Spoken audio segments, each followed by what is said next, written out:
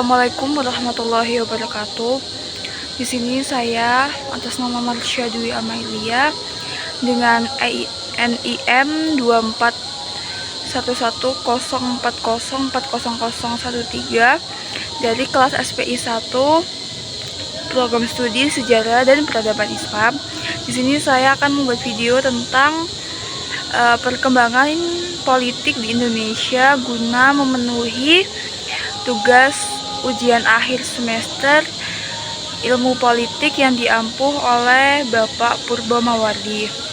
Di sini saya akan mempresentasikan tentang kasus Dr. Koas yang ada di Universitas Sriwijaya yang dianiaya oleh sopir dari juniornya. Polisi sudah menetapkan penganiaya Dr. Koas di Palembang sebagai tersangka. Selain memeriksa pelaku, polisi juga akan memeriksa majikan pelaku yang merupakan rekan korban sesama Dr. Koas. Pelaku yang menganiaya M. Lutfi, 22 tahun, mahasiswa FK dan calon dokter muda Koas di Palembang merupakan sopir dari salah satu junior korban. Kuasa hukum pelaku, Titis Rahmawati, mengungkapkan kronologi kejadian yang berujung viral di media sosial tersebut. Titis mengungkapkan sebelum akhirnya terjadi pemukulan, awalnya korban Lutfi diajak bertemu oleh Lina, ibu dari mahasiswa Koas juga berinisial L. Lina hendak membicarakan masalah penjadwalan yang diduga menimbulkan kesalahpahaman antara L dan Lutfi. Pertemuan direncanakan pada hari Rabu 11 Desember sore di sebuah kafe di Jalan Demang Lebar Daun. Tina datang bersama sopirnya inisial D, pelaku, sementara Lutfi datang bersama sejumlah temannya yang juga koas. Setelah bertemu, mereka sempat membahas masalah penjadwalan itu. Namun di tengah-tengah pembahasan, tiba-tiba D mengamuk karena menganggap korban tidak menanggapi Lina dengan baik. Lalu terjadilah penganiayaan seperti yang terekam dalam video.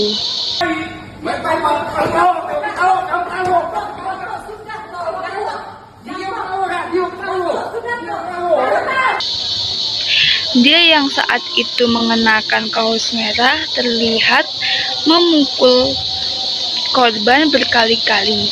Sejumlah rekan korban dan orang yang ada di kafe berusaha melerai. Titis mengatakan pihaknya tidak menyangka masalah ini akan jadi sebesar ini. Pihaknya menegaskan akan bertanggung jawab atas kejadian tersebut dan mendatangi korban beserta keluarganya. Kliennya berniat menyelesaikan persoalan ini melalui jalur mediasi.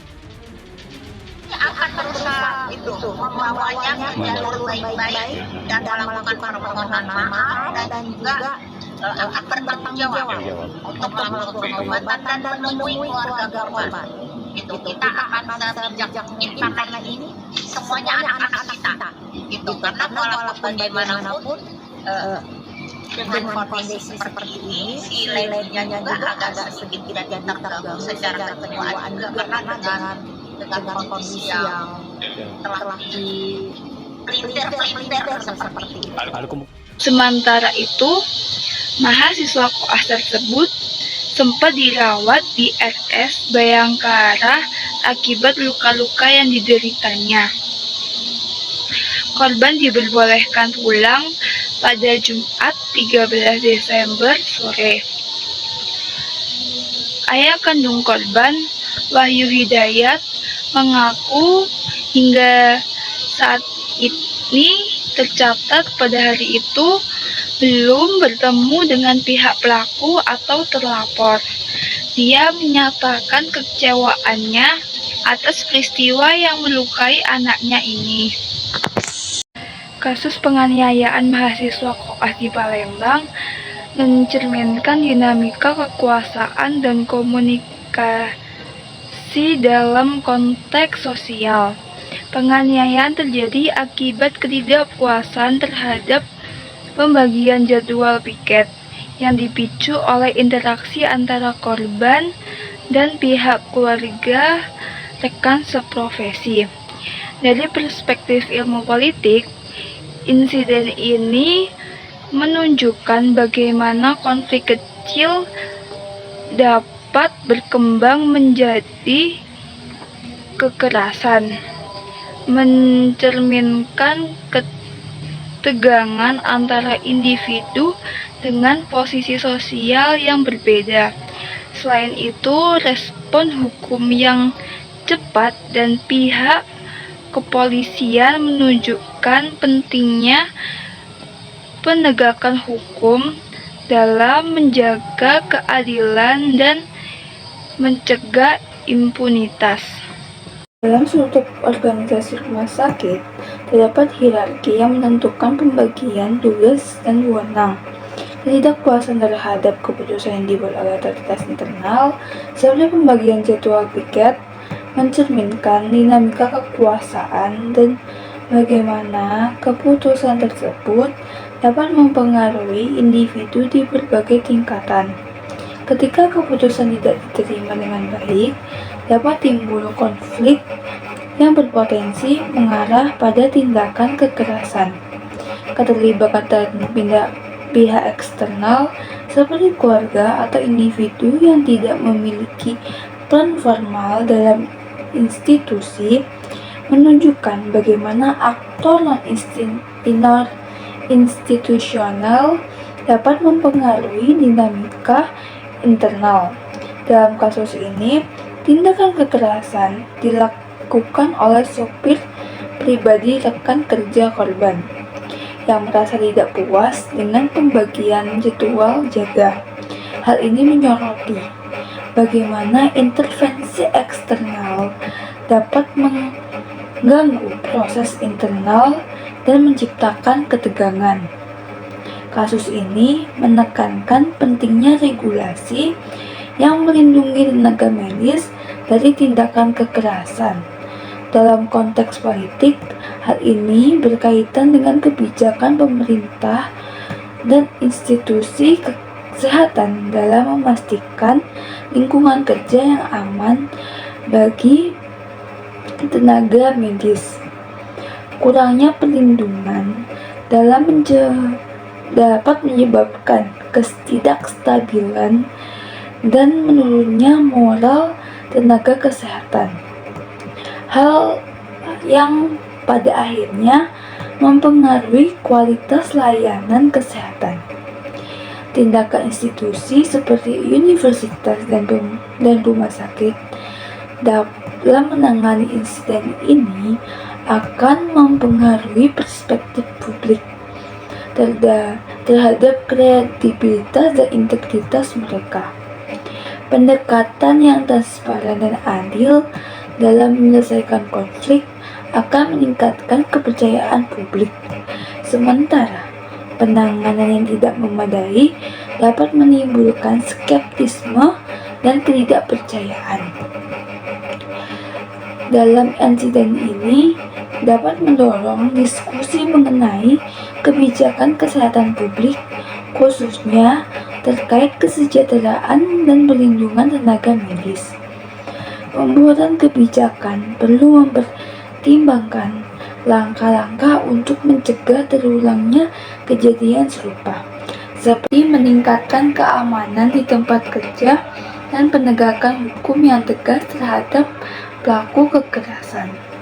Kondisi politik Indonesia saat ini sedang berada dalam fase transisi yang signifikan setelah pemilu 2024. Terpilihnya Prabowo Subianto sebagai presiden dan Gibran Rakabuming Raka sebagai wakil presidennya menandai babak baru dalam perpolitikan nasional. Namun, dengan transisi ini muncul berbagai tantangan besar yang harus dihadapi pemerintahan baru. Salah satu isu utama adalah keberlanjutan program pembangunan, terutama terkait dengan proyek ambisius pemindahan ibu kota negara IKN ke Nusantara. Proyek ini mendapatkan sorotan tajam terkait pendanaan, dampak lingkungan dan sosial yang timbul meski pemerintah tetap melanjutkan pembangunan infrastruktur dasar. Pembangunan IKN dianggap sebagai simbol ambisi pemerintah baru. Namun di sisi lain memunculkan kontroversi mengenai keberlanjutan dan dampaknya bagi masyarakat. Selain itu, transisi kepemimpinan juga mengarah pada tantangan stabilitas politik. Meskipun pemerintahan baru terpilih, banyak pihak yang menilai bahwa Presiden Joko Widodo masih memiliki pengaruh besar dalam dinamika politik Indonesia, termasuk dalam menentukan susunan kabinet dan arah kebijakan yang akan diambil. Hal ini menciptakan ketegangan antara pihak yang menginginkan perubahan signifikan dan mereka yang menginginkan kelanjutan kebijakan. Di bidang ekonomi, Indonesia menghadapi tekanan dari berbagai faktor, termasuk inflasi, kesenjangan sosial yang masih lebar antara daerah, serta daya beli masyarakat yang menurun. Pemerintah berfokus pada kebijakan pengendalian harga dan transformasi digital untuk mendukung pertumbuhan ekonomi. Namun, tantangan besar tetap ada. Ekonomi Indonesia juga terus bergulat dengan isu global seperti ketidakpastian pasar dunia dan perubahan iklim yang mempengaruhi sektor pertanian. Dalam hubungan internasional, Indonesia berupaya memperkuat peranannya di ASEAN dan dalam diplomasi global. Posisinya dalam isu Laut Cina Selatan dan kerjasama ekonomi regional menjadi sangat penting. Upaya memperkuat posisi Indonesia di tengah ketegangan internasional dan meningkatkan kerjasama perdagangan global menunjukkan pentingnya peran diplomasi dalam politik luar negeri Indonesia. Secara keseluruhan, Indonesia saat ini berada dalam masa yang penuh dengan tantangan dan ekspektasi tinggi dari publik.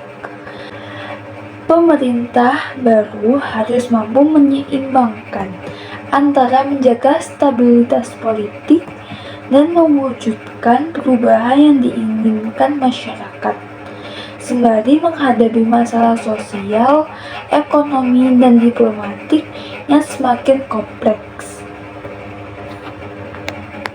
Mungkin demikian yang dapat saya paparkan, tidak banyak hal yang saya ungkapkan. Mohon maaf jika banyak kekurangan dari apa yang telah saya paparkan. Mohon dimaafkan. Sekian dari saya. Wassalamualaikum warahmatullahi wabarakatuh.